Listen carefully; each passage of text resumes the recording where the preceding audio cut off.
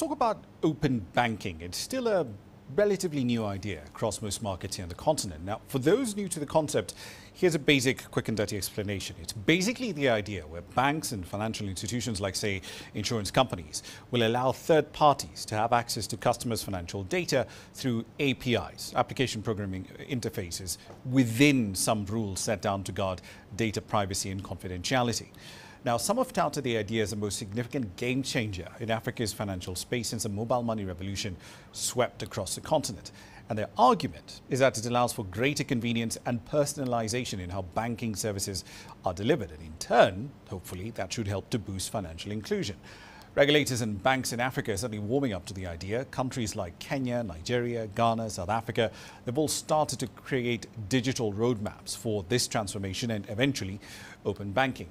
This month, Nigeria's central bank rolled out operational guidelines for open banking in the country that laid out the rules for issues like consent management, data protection and service monitoring.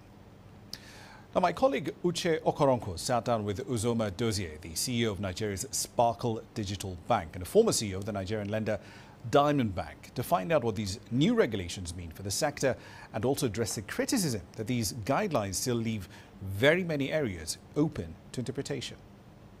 You know, banks have normally exchanged information, and they exchange information through a protocol APIs. Now, these APIs are customized to each bank. Now, what open banking does says is now creating standards in which I can now publish my APIs so people can either access services from me without actually having a conversation with me. And so it is actually now scaling what was actually done between private to private organizations to the whole industry. Now, with that, those standards comes with guidelines and regulations. So if you want to participate, don't forget, we also have to, central banks, one of the central bank's prime responsibilities is financial system stability, which is, and the bedrock of that is trust from the consumer.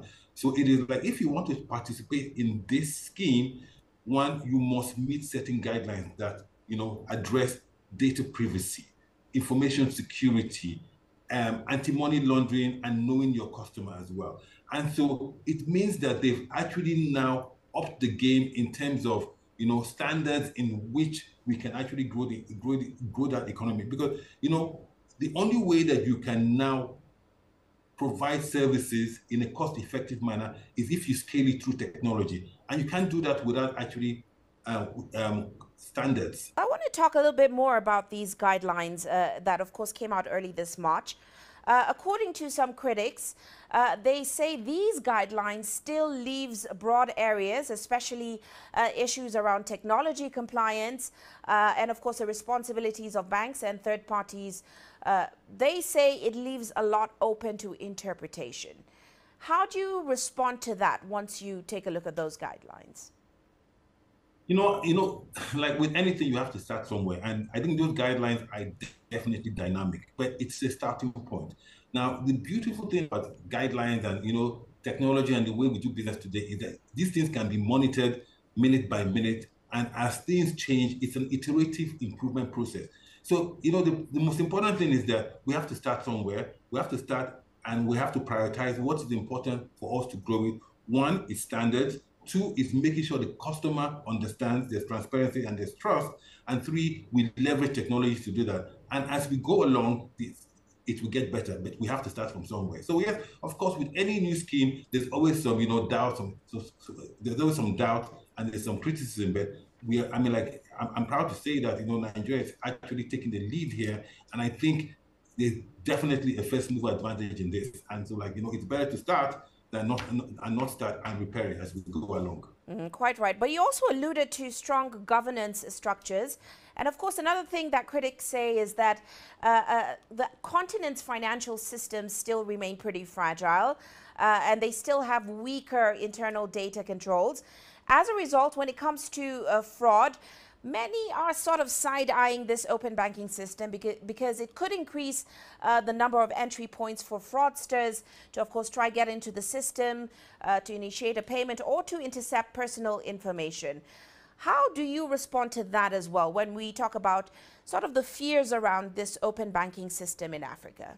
I would say, but first of all, there needs to be more education around this, because once you are better educated, I think there'll be more confidence, more trust. And so with any new initiative, educating the stakeholders in the most simplest form is important. Now, why do I think there's no cause for alarm? It's because if you read the guidelines, it means that as a player in this business, there is a minimum standard that you must comply with.